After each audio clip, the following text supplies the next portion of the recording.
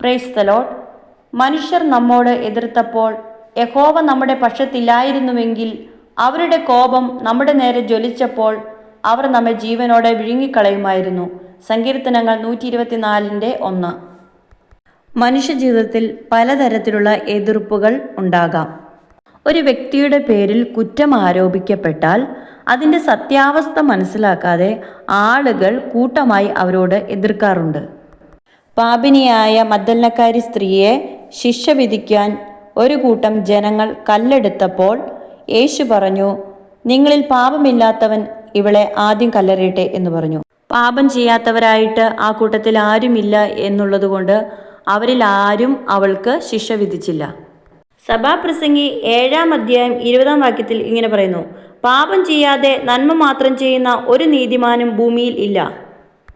നല്ല മനുഷ്യർ ആരെയും കുറ്റം വിധിക്കാറില്ല.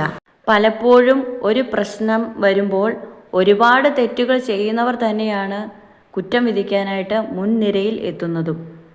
ദൈവം ആരെയും കുറ്റം വിധിക്കാറില്ല. എല്ലാ കുറവുകളും അറിഞ്ഞുകൊണ്ടാണ് ദൈവം നമ്മെ സ്നേഹിക്കുന്നത്. ദൈവം നമ്മോടുകൂടെ നമ്മുടെ പക്ഷത്ത് ഉള്ളതുകൊണ്ടാണ് പല എതിർപ്പുകളിൽ നിന്നും നമ്മൾ രക്ഷപ്പെട്ടു പോരുന്നത്.